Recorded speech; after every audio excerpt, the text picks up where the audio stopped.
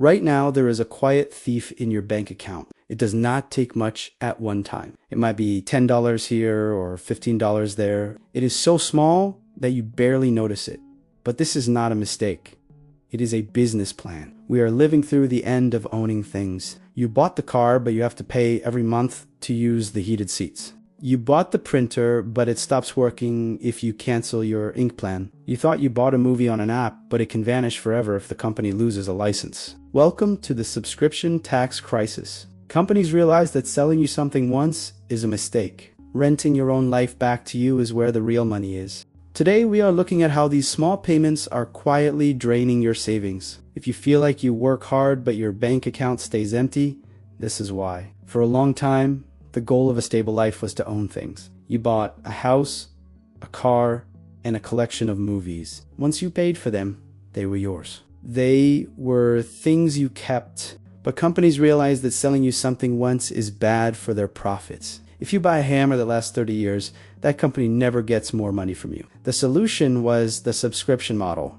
It started with movies and music. It felt like a good deal. For $10 a month, you got everything on a streaming site. It felt cheap and easy. But then things changed. If you want to understand the corporate logic behind this shift, there's a book called Subscribe by Tianzuo. He explains exactly why companies are moving away from selling products to building these endless subscription relationships. It is basically the instruction manual for the world we live in now. Check out the link to the book in the comments if you want to dive deeper into their strategy. Software companies stopped selling their programs and started renting them. Now, this model is moving into physical objects. We are moving from owning things to just having access to them.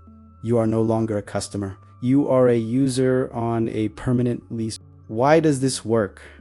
Why do we not just say no? It happens because of how our brains work. Companies know you will think hard about a $500 purchase, but a $12 monthly fee feels like nothing. It is just the price of a coffee. Because the amounts are small, we do not feel the pain of spending. But when you have 10 or 20 of these small fees, you are losing thousands of dollars every year for things you do not own.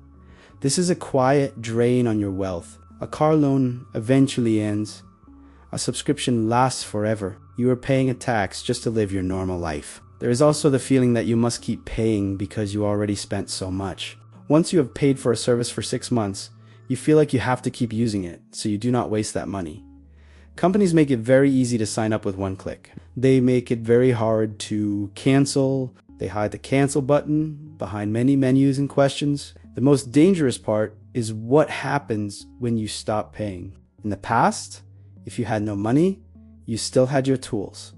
You owned them and could use them to work. In this new world, if your credit card fails, your tools stop working. Your smart fridge stops giving you data. Your printer locks up, and in some cases, your car might even slow down or lock your maps. We are losing the right to repair and the right to own. When your hardware needs a subscription, the company has all the power.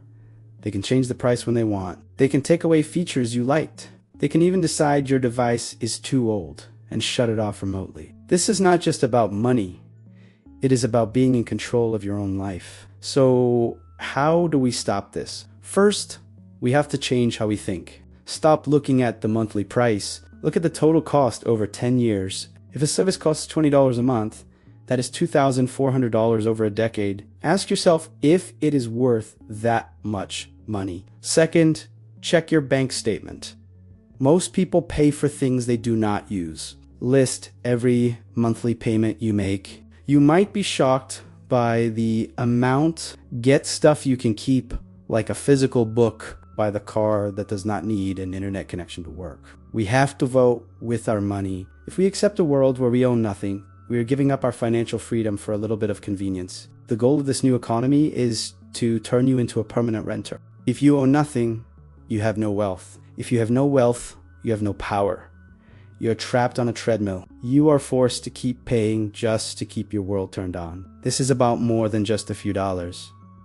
It is about your freedom. True wealth is not about what you can use today. It is about what you still own tomorrow. Your challenge for this week is to find one service that used to be a product, cancel the subscription, and buy the version you can keep. Stop renting your life. Start building your own future. If this video got you thinking about your cash, hit that like button and subscribe.